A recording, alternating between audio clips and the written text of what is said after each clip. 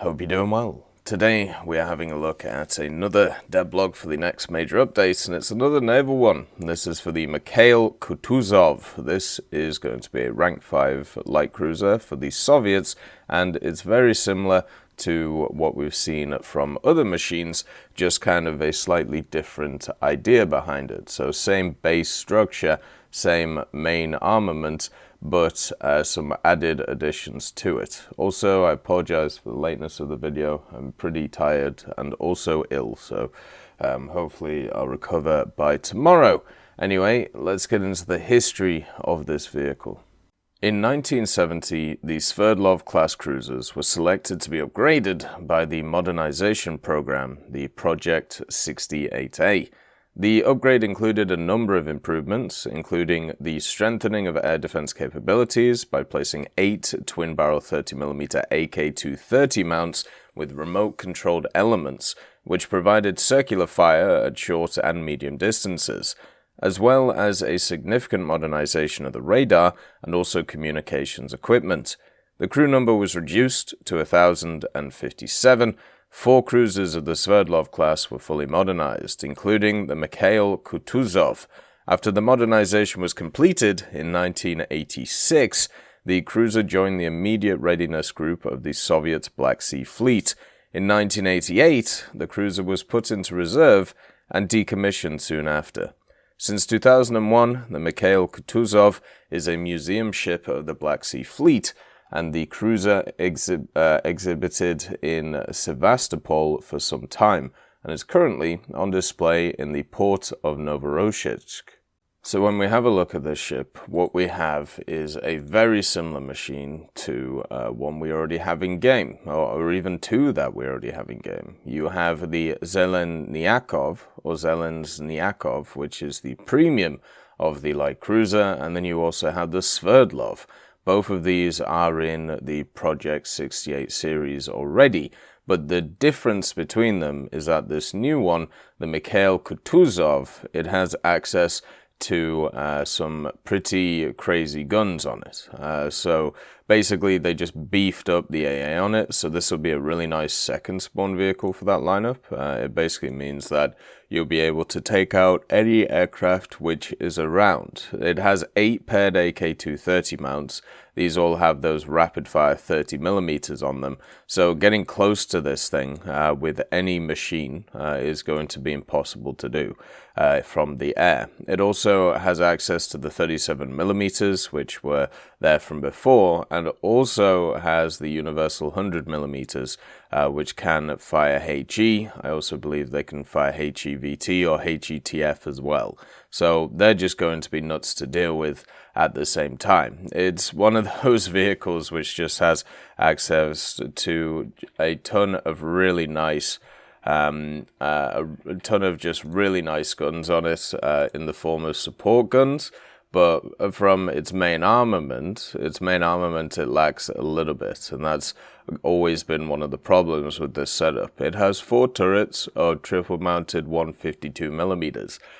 These guns have HE, APCBC, and also SAPBC, as well as some HETF on them.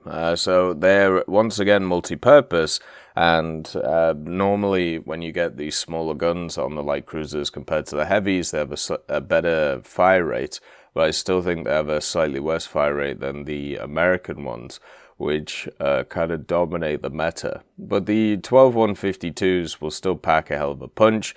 They'll do very well against cruisers. The main issue with them is when they face battle cruisers and battleships, but this is one of the main issues with pretty much all of these types of machines going forward. The simple issue with naval, and will always be an issue with naval, is if you get up-tiered, or if you get into a matchmaker which has a lot of the other types of ships. So let's say like this gets into a battleship game or gets into a battlecruiser game, it might as well just be dead. It might as well just not exist.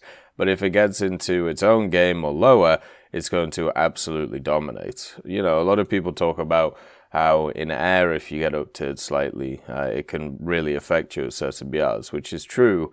And then in ground, it's the same thing. Usually you go up against stuff which is basically you, but slightly better than you. In stuff like the Mikhail Kutuzov's case, and also many others, it is just the fact that you are going to go up against stuff that you just can't kill, and they will be able to kill you very quickly. So, unfortunate for the vehicle. The 30mm are nice, these rapid fire ones, but they do overheat quickly. So you need to have pretty decent crew skills to be able to manage them if you're not going to control them yourself. And the overall way that I see this thing is, if you're in like a squad of like 3 or 4 people, you could bring like 3 bangers, like 3 things which are designed to kill ships, and then you have this kind of in the center of it to be able to kill any planes that get close. A lot of battleships and a lot of battle cruisers don't have access to good AA. They actually struggle in that regard, where this thing is more designed for AA in a good sense. It is kind of crazy how this thing was modernized though and completed in 1986 after 1970, where they were selected to modernize, and then by 1988 it was put into reserve. It feels like it was kind of a waste of time to have this huge modernization and only last 2 years in service. Its survivability does decrease compared to its sister ships, so it has about 200 less crew, and obviously crew kind of equals hit points when it comes to within the naval, so this thing will be able to tank less hits, which will be a bit of a problem. But as a second spawn vehicle, or a third spawn vehicle, as I said, you're looking for more to stop the aircraft coming in, which is, you know, one of the biggest threats to a lot of these machines. Stuff with very large bombs, Ju-288s, PA-8s, and then also even stuff like the HE-111 with the 2500. If you can end up hitting one of these with that bomb, usually the thing goes kaboom. So the idea of this is to try and stop stuff like that happening. It's nice to see the machine. You know, the Soviets are limited when it comes to their high-ranking stuff and what we can see. It's another machine which is incredibly modern, technically, from the late 1980s. But even though, you know, the actual standard of it was way before that. But at the same time, it should be fun to play. It's going to be a bit rough on the old frame rate, but I'm sure as long as they improve that, kind of like when they did with the Baltimore, it should be fine. And I'm sure many people will enjoy this thing as going through the tech tree. As the tech tree gets expanded more and more with BRs, stuff like the Kutuzov actually has a much better time.